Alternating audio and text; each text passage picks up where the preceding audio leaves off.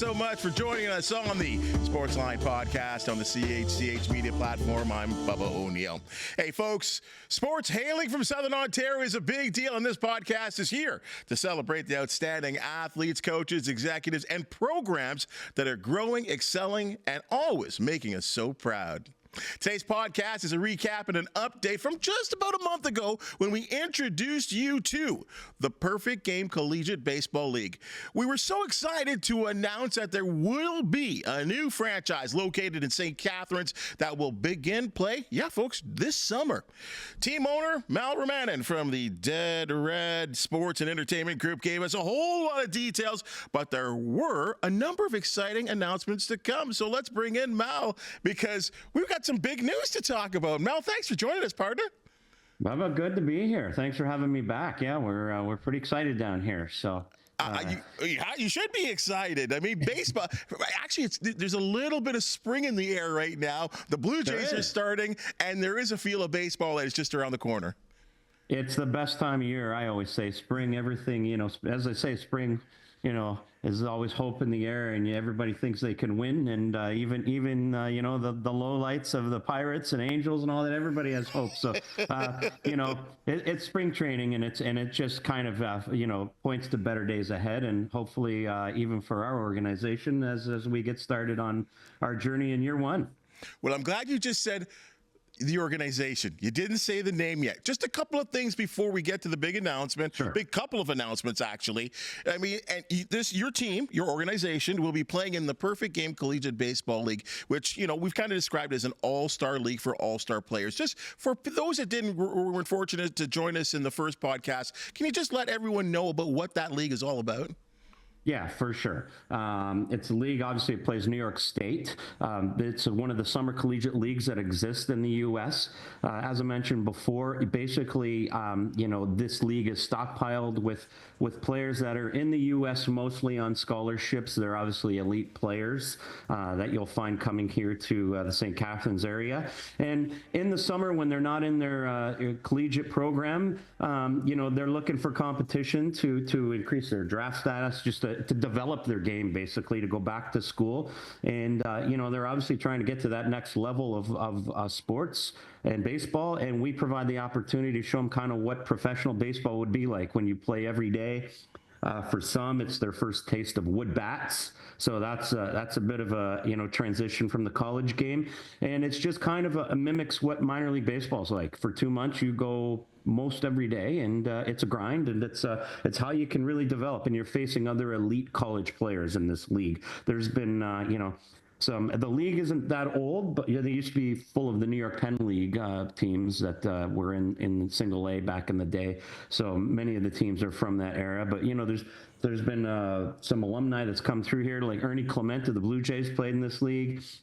Jordan Westberg, who's a burgeoning star with the Orioles. Nick Pavetta's been in the league. So there's been several alumni that have come through already, and we're counting on many passing through the Niagara area and St. Catharines on their way to better days ahead and potentially major league stop one day.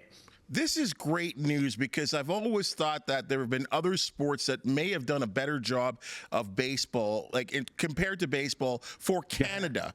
We're right. Canadian players, and I know also there will be American players playing on your team, but for Canadian players, Canadian elite players, to have an opportunity to showcase their skills. Well, and that's kind of the idea behind this. Obviously, as we, get further along in this journey and build this program, we want the best players in Canada to make a stop on George Taylor Field at some point. It was kind of the one area of baseball that's missing. There's not too many teams that, and certainly nothing in this area for summer collegiate ball to feature this Canadian talent. So we kind of wanted to give all those elite players that kind of go unknown. They're in great U.S. programs, and you really don't know where they are or who they are. And we want to bring them home and showcase their talents and just show you how elite some of these players are. And like you said, other sports we're familiar with it, obviously hockey and even basketball at this stage. But for baseball, I think this is going to really fill a need and a void that exists. And you're going to be able to see some premium Canadian talent in coming, like I said, coming to George Taylor Fields this summer, but mostly as we go along in the years ahead as well. Not only do you bring multiple years of experience at the pro level, Major League Baseball, with your years with the Blue Jays, but because you've had a son that's played baseball at an elite level, this is kind of full circle for you. You know exactly what this league's directive is all about. Well, for sure. I've watched him play. Like I said, my son played in the Prospect League in Missouri, and then went out and played in New England another year. And I know how good these leagues are, and that's something I'm really excited about. And it's kind of what I targeted for, personally. I really enjoy the college game, and honestly, it doesn't get much exposure up here. It's a big deal down in the U.S., and it's kind of, unlike, say, basketball, which everybody knows, March Madness is coming up, and you'll just see how much exposure that gets in Canada. We want to start developing the baseball brand so people get to see it's a great product, just as good as the basketball product. It's just not as well known up here, and I think hopefully we can play a small part in changing that attitude. And maybe one day you'll see that on our TV screens just as much as you see basketball. So we're hoping we can do that. It's a tremendous product. Recently had a press conference with a big naming, and I know you had a big contest as well, too. You wanted a name of this franchise that was going to be something that represented the St. Catharines and Niagara region, and the new name is? The Niagara Ironbacks. Correct. There you go. We wanted something that represented what this team is all about, and something the city could connect with, something that's got some strength to it. It represents, how the city was built. It's perseverance, resilience, fortitude. It kind of represents that blue collar nature that the Niagara region was built on. The canal workers, the factory workers, the paper mills, those type of things. So we really settle on that, and I think I hopefully the Niagara region will really sink their teeth into it and be really proud of that. And as time goes up by, we'll be releasing jerseys and more logos and things that I can come back on and show you then too, Bubba. So you won't be the last you saw of me. No, of course not. Hey, with the St. Catharines areas, there's so much going on. You know what? You have the Ice Dogs playing in the wintertime in the Ontario Hockey League. The River Lions have been outstanding, finally winning, and they've been knocking on the door for a CEBL championship. Right, finally champions, right? They're finally champions, and congratulations to Victor Razzo, who's been recently, awarded by, Sportsman of the Year by the city as well, too. And just signed a new 3-year contract, I understand. Yes. Congrats to him very much. Absolutely. Yes. So, again, this is just developing the sports fandom, I'll use that word, in the St. Catharines and Niagara area. Yeah. 100%. And I think there's a real appetite. As you know, the population keeps growing. You know what I mean? I think there's almost 600,000 people out here in Niagara region. So, there's an appetite for a product locally that obviously they can connect to, that is an elite program. There are products we can bring to these markets now that just don't represent the major league brand. And, there's different levels that are, for players that are on their way up to those, elite heights of Major League Baseball or the NBA or what have you. So, the Niagara region has showed that it's interested in supporting that, and I think with the product we're going to bring, it's going to fit in nicely with those other products like the River Lions and the Ice Dogs, and we're really looking forward to being partners and just being part of that landscape. At that recent press conference, you talk about backing of the city, and you certainly got the straight goods from Mayor Matt Cisco, who was alongside with you, and he talked about George Taylor Field in St. Catharines and really bringing that up to the standards that you guys need it to be at. Yeah, and like I said before, it's critical. We wouldn't be here without the partnership of the city, the mayor, Matt Cisco, Phil Christie, Brian Whitty, all the key partners that are working with the city. I mean, Matt's such a big baseball fan, and to be honest with you, he was a real driver of bringing us to this area and to this park and seeing George Taylor Field used for what it was meant for, obviously. It's meant for a product like ours, where the community come out and the seating arrangements and build on that. So he's committed substantial improvements over the next few years. You're going to see improvement on drainage. The lighting has already been, improved in that area, the scoreboard. And obviously you'll see stuff, within, internal inside the clubhouse and things like that just bring it up, just refreshing. The seats get refreshed and just reimagining that area. But the guts are already there, and we're really happy to be working with the city. They've been tremendous partners so far. I couldn't help but notice that at the press conference, there was talk about beer. And a there local was brewery. Talk about, I mean, what's the point of baseball without beer, right? Beer and hot dogs. Let's go. Yeah, you mean? Yes. I'll take care of the hot dogs, but apparently you got a local beer company that's very interested in what you guys are doing. We are so happy. We held the press conference at DQ Brewing. Mm-hmm. They are our official craft beer sponsor. They've been absolutely enthusiastic, tremendous to work with, and it was a great location for the press conference.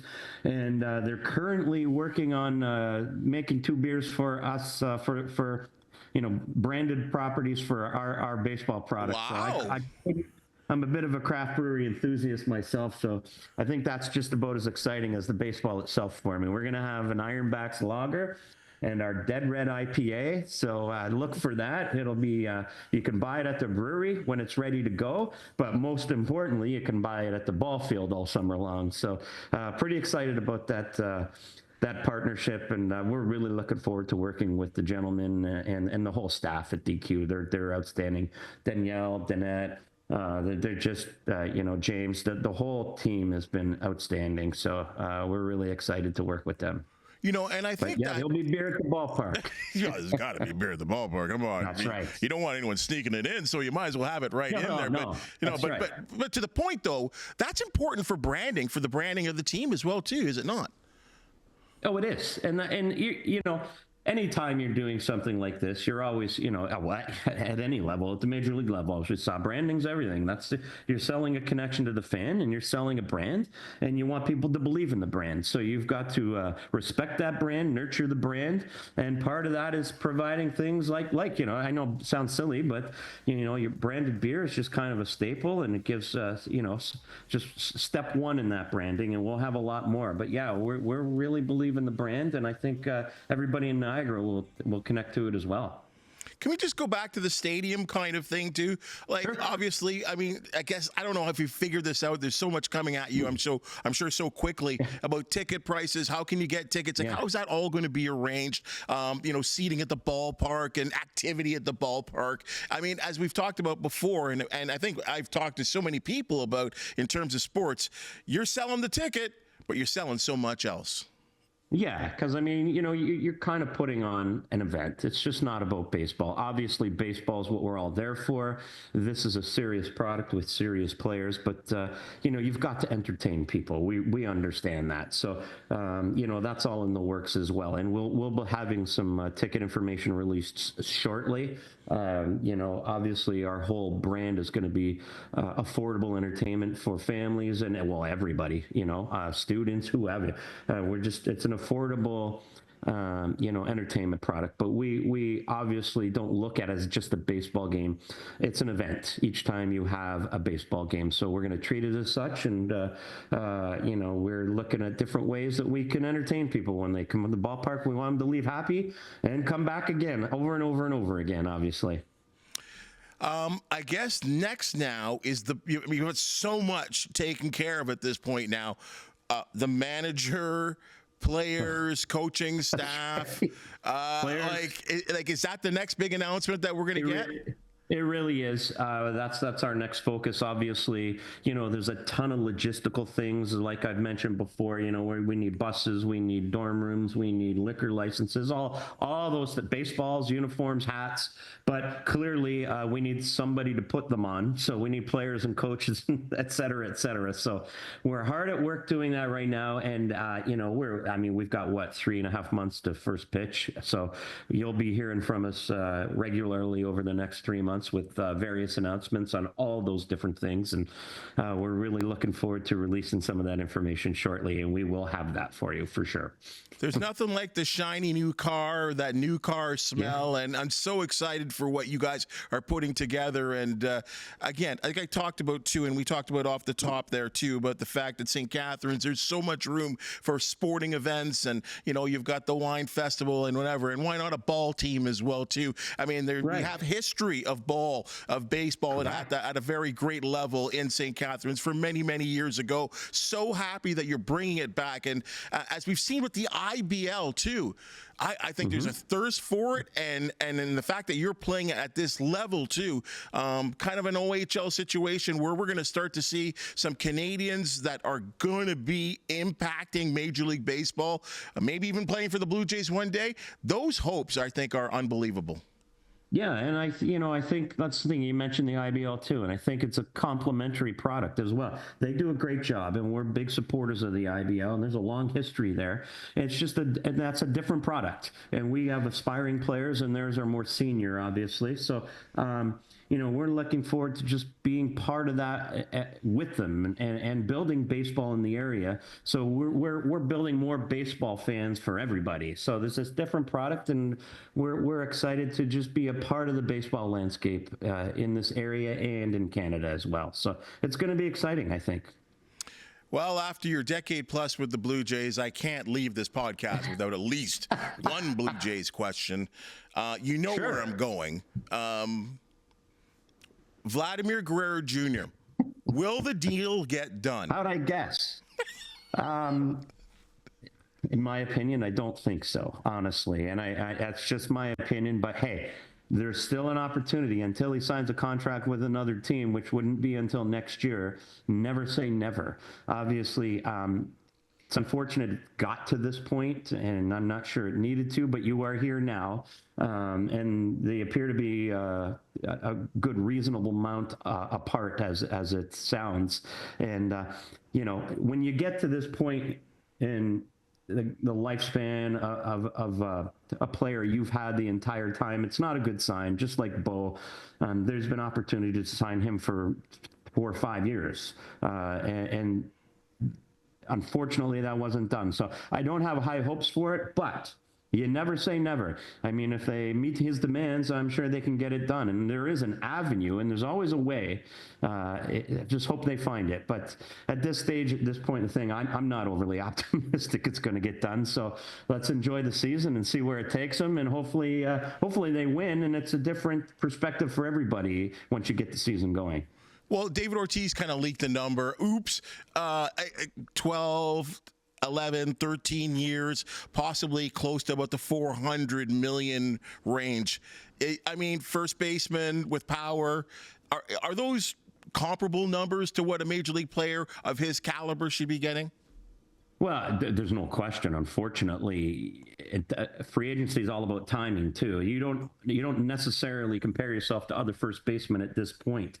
When you're handing out $760 million to Juan Soto, that increases the value of everybody across the board. So Vladdy's probably expecting to be the third highest paid player in the game, and he has every right to do that because free agency is all about timing, right? It's not necessarily about comparables to other guys of what they got 3 years ago, 2 years ago, or even last year. The landscape changed. Tani got so much money, but then when Soto got all that money, it raises the bar across the board. So I would expect that to be a minimum for Vladdy, and perhaps even higher. That is just the way it goes. I know you still have tons of friends in Major League Baseball and associate yourself with the league, and I'm not trying to criticize here, but maybe this is a window for your league as well too. I am coming across more and more people in my sporting life that are tired of $1 million athletes. And what you are promoting, this is a great, I don't want to say take advantage of, but I think a lot of people are seeking what you are doing right now, Mal. Well, I'll tell you why I targeted it and why it's my favorite brand of baseballs, because of the passion.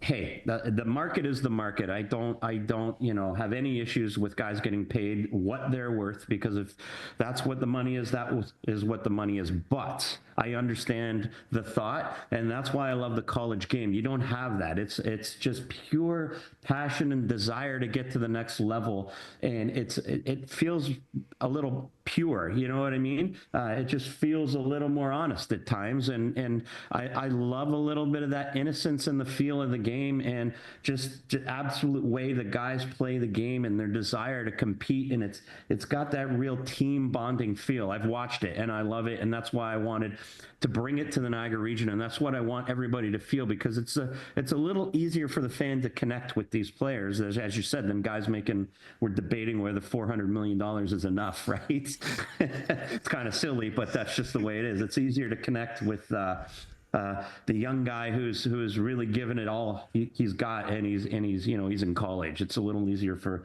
everyone to connect to that player, and that's what we're going to bring to the area, and we're so excited to do that. I agree with you.